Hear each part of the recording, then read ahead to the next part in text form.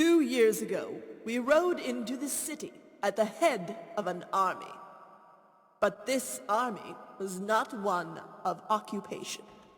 This army was not one of subjugation. No, this was an army of liberation. Liberation of an empire left buckling under the weight of poverty and recession. An empire ravished by pirates and bandits from the lawless border regions.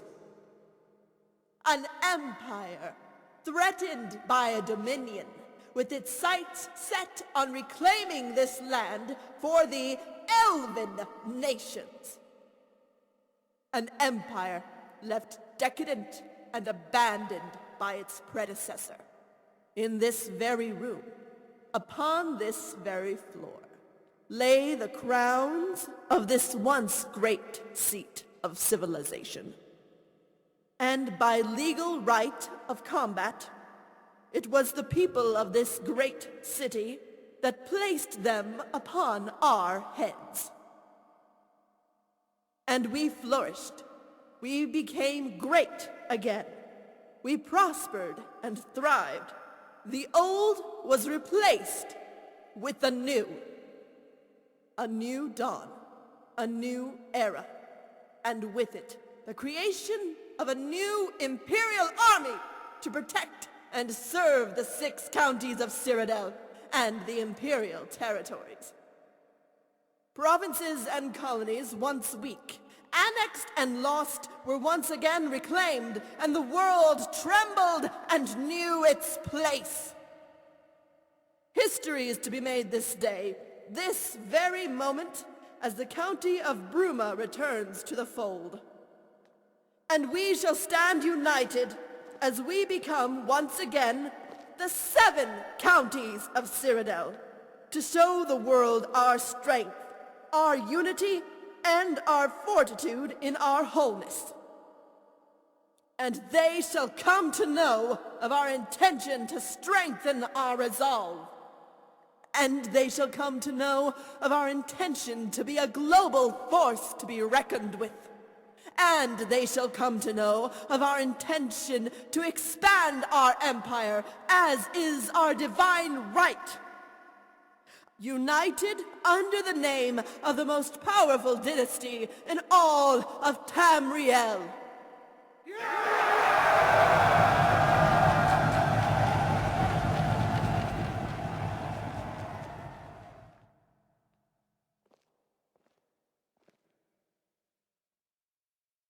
Countess Rigmor of Bruma, you have graced us with your presence here today to sign the noble decree.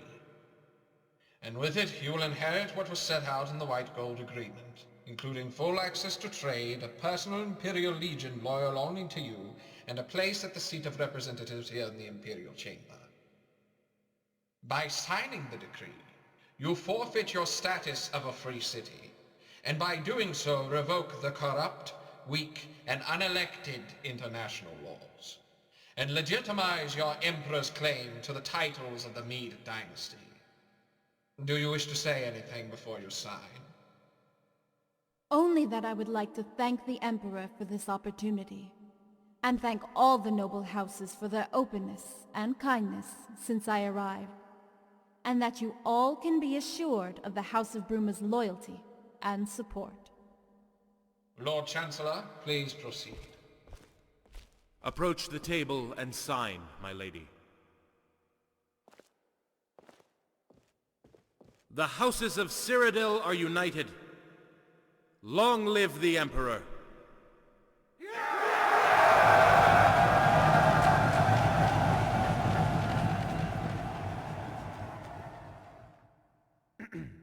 Could I please have everyone's attention? I have an important announcement to make.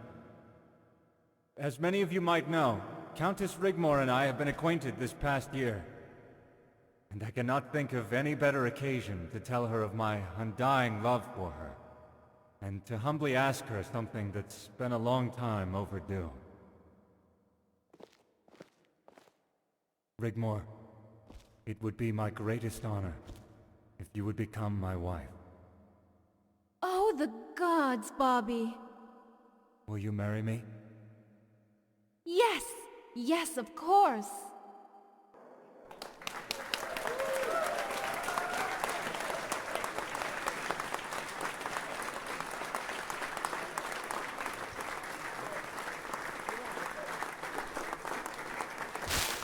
What can I do? Bravo, bravo. And might I say, very impressive.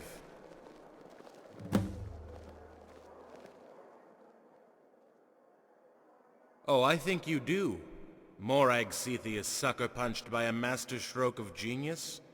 Guardian and protector of Countess Rigmor of Bruma. Indeed, a title you should be very proud of. Meet me in the temple gardens tomorrow morning before the coronation. There are some things I would like to discuss.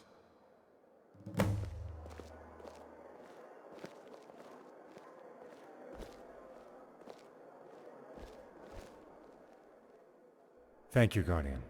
If you have a moment.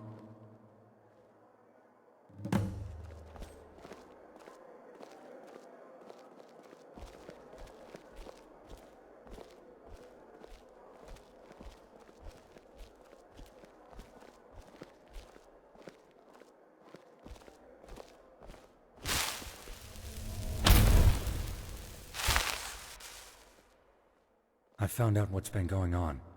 Last night I discovered a ventilation shaft behind the wall. The shafts are connected. Every room has them. And each one has an access panel behind the banners. When Father was asleep, I inched my way in and managed to maneuver myself within earshot of Coral's room. Morag Cetheus was there, discussing the fate of Bruma.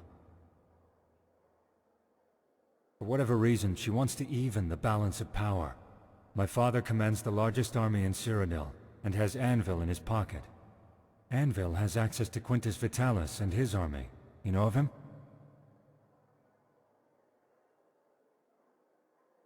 Well, the plan was to set Rigmor up for a fall after she signed the decree. Mercenaries were to be paid to raid the counties of Coral and Shadenhall, and the blame was to be put on Bruma for not taking prompt and appropriate action to stop it. They were then to call a meeting at the seat of representatives in the Imperial Chamber, and call for a vote of no confidence in the House of Bruma, which would then be dissolved. Coral and Shadenhall were to march into Bruma County, take control, and divide it up between them. Shadenhall was to get the iron ore deposits and the mines. Coral was to get control of the city, and with it the title of Duke of the counties of Coral and Bruma. He would demand 1,000 men, and together they would reset the balance of power in Cyrodiil. Rigmor's family are considered commoners. With Morag's persuasion, the Emperor would turn a blind eye just to appease the nobility. Exactly. But I don't think the Emperor knows about the plot. Once the coronation is over, I intend to inform my father of Morag Cetheus and her possible motives. He'll know what to do. She's always been there. Many years ago, we were based in the Colovian Highlands. My father was the local bandit chieftain, and Cetheus arrived with 200 men. They had parley, and we were to join them. Morag was already with Cetheus. He never went anywhere without her. Over the coming years, Cetheus banded together all the bandit chiefs in the border regions. We became unstoppable. Even before Titus Mede II mysteriously disappeared. On very rare occasions, Morag would disappear. No one knew where, but she always came back looking younger than she left. Something she has maintained to do to this day, leading to rumors. But Cetheus didn't want to usurp the Imperial throne. Neither did my father, but Morag Cetheus insisted.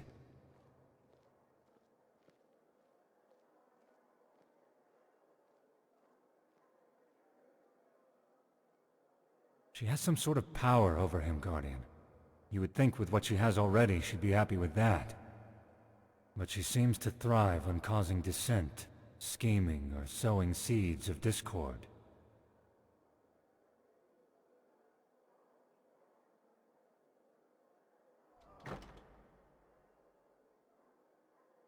Anyway, none of that matters now.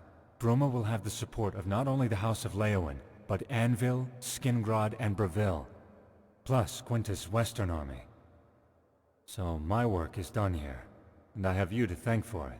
But I would love to be a fly on the wall later, if you catch my drift. But beware of Blackwell. He's taken a keen interest in you since you arrived. Please, call me Bobby. I bid you good night. Take good care of Rigmor for me. After the coronation tomorrow, we can plan our wedding and set things in motion.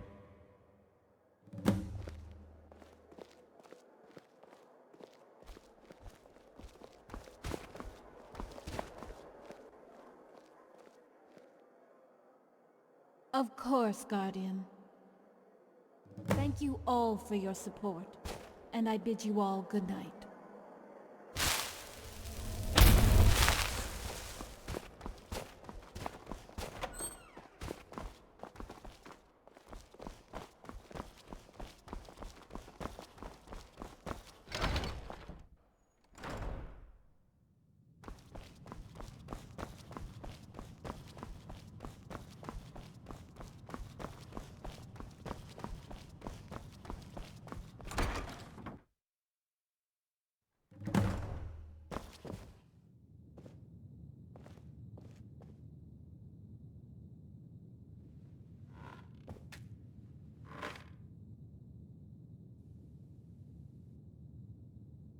I feel sick to my stomach, if you must know. What did Bobby want? But why?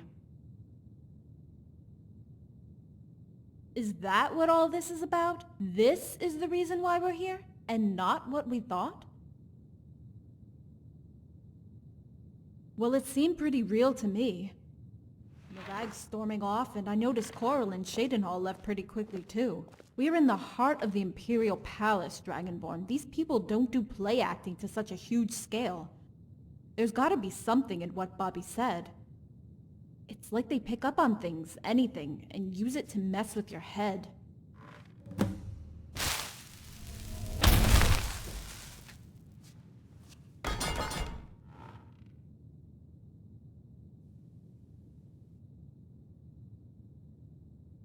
What did he say? Unless he knows, right? He knows about me, and they were going to make a move after the signing. So maybe he's assumed you put Bobby up to the proposal. There's no love lost for the Lord Chancellor, Dragonborn. He might not even know about the plot between Morag, Coral, and Shadenhall. If what Bobby says is true, why would Morag want to balance the power? The only thing I can think of is that she might fear Leowen.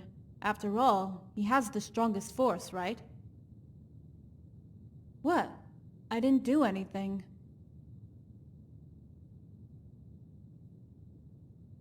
Of course. He has the support of Anvil, Breville, Skingrad, and Quintus' army in the west. By the gods, Bobby doesn't want me. He wants Bruma. If I marry him, he becomes Count by default. What? Okay, so... Morag stormed out, not because of any plot she had with Coral and Shadenhall was subverted, but because the balance of power has just become weighed in favor of... the Count of Leowen, and... he wants the Imperial crown for himself?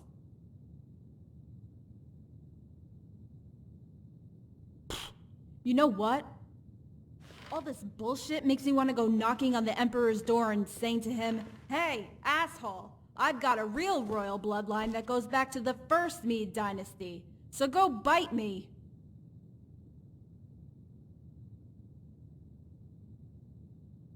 You know, it's like a kind of violence, what they say and do, how they can instill fear into someone with just words. Makes you feel sick to the stomach with fear and worry. Like rats caught in a trap. What about it? You're not seriously thinking about crawling around in that thing eavesdropping, are you? What about me?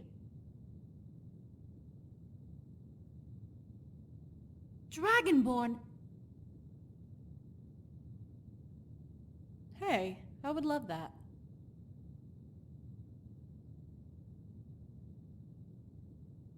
Oh, har har. You really are something. You know that?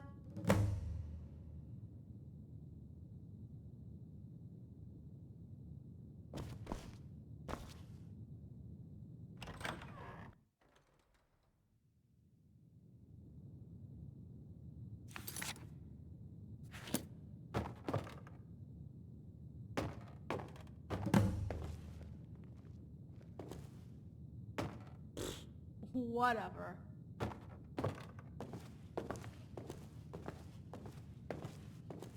You're going to have to tread carefully. Who knows? With the Leowin boy marrying that common strumpet, the real nobility in this land could be squeezed out completely. I don't trust any of them. Least of all, Morag Cepheus. We shall have to wait and see, my dear. After all, now that the Count of Anvil's daughter has agreed to marry our son, Leowin's influence will diminish and ours will grow. Also, with Anvil's family ties to Skingrad, the West will become much more secure. Quintus's army sits on the border of Hammerfell as we speak, and comes under Anvil's jurisdiction. What of Cheydinhal in all this? The Count of Cheydinhal doesn't like what's happening one little bit. He cannot imagine why Bruma would relent and sign the decree unless there's something more sinister going on.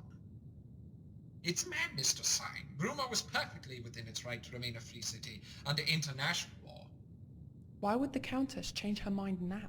All she had to do is buff Cepheus off. I would have sent Blackwell packing with an arrow up his arse, and reached out to us in Cheydinhal. She could have reached out to all the provinces. Cepheus would not have dared touch her. It does make you wonder the reasons behind the Leowin boy's interest in her, though. To think we almost had it in the bag.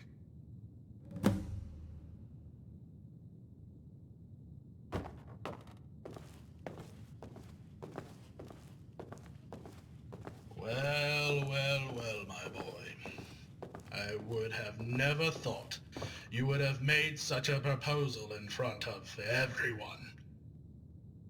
Father, when are you going to come to terms with the fact that I love Rigmor? Why is it such an issue? I had hoped you would marry into nobility.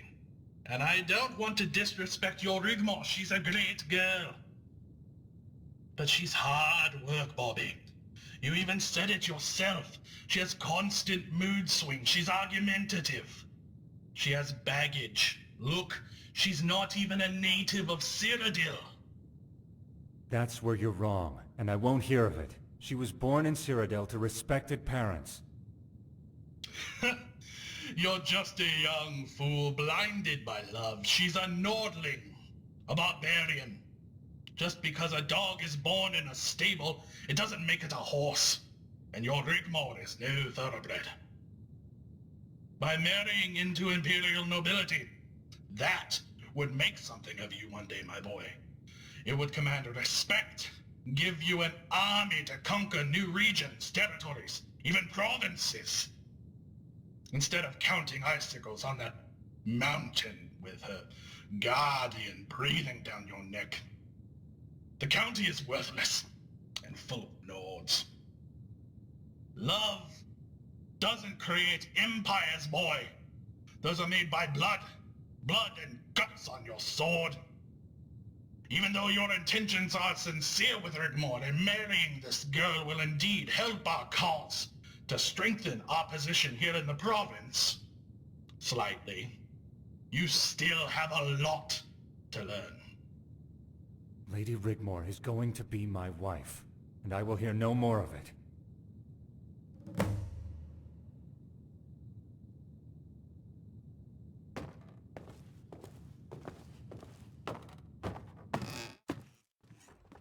Ah, Blackwell, enter. My lord, you summoned me. You had better have something good for me, Blackwell. Who is she? What is she doing here?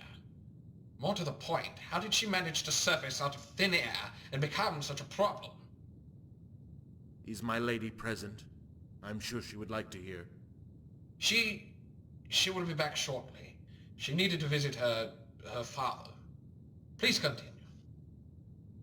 Little is known from the time she met the Countess. Apart from the New Order incursion into Skyrim, very little is noted or recorded in manuscript. What we do know is she was hired to protect her from the New Order, a breakaway sect native to Alinor that tried to overthrow the Isle and invade Cyrodiil. What did the New Order want with her? The girl disappeared for years until she resurfaced at the Battle of Whiterun. She was linked to a Khajiit emissary who frequented the Imperial Court and had the ear of the Council of Elders. It was all kept very quiet, a matter for the Council and heads of state. I was not privy to these proceedings, and instead I was asked to take care of the affairs of the province, a job I continued to do after the disappearance of the Emperor until... Please go on, Lord Chancellor. After the New Order were crushed, the Thalmor made good their time in Cyrodiil, erasing all evidence. After the events, Titus Mede II bestowed upon the girl the noble title of Bruma County. As for her and her guardian, the two parted ways, and shortly after the Emperor disappeared. That's all we know. After the Thalmor were expelled when the nobility signed the recent White Gold Agreement, my attempts to recover any information led nowhere. The trail went cold. I don't like it, Blackwell. She was only meant to sign the document. Do you think she's complicit in a possible plot with Leowin? The balance of power here in Cyrodiil is constantly changing. At first it was prudent to have friends loyal to you, such as Leowin, to hold the upper hand among the counties. Your position relies on fealty, and although there is no evidence of subterfuge, there is a rivalry between them, and it has now become so very obvious. The announcement of the marriage between Bruma and Leowin has only added to the suspicions of their rivals. I can understand that, but the Countess of Bruma... Why would an Emperor bestow such a noble title on a wretched Nord girl? Why would he do that? What is so special about her?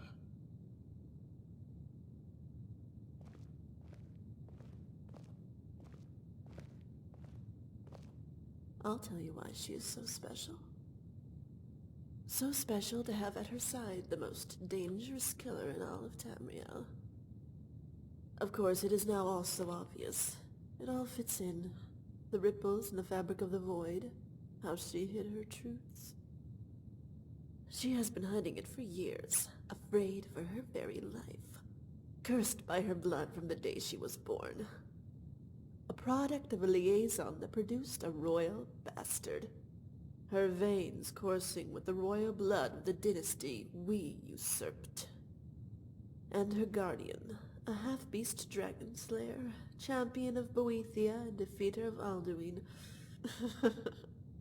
She is a pretender by default. And I want her. And I want them both, Lord Chancellor. We would need evidence before we could touch her. A confession, or someone to testify. I'll make the girl confess, even if I have to do it myself. And as for her guardian... Aren't you meant to be protecting your beloved Rigmor, Dragonborn?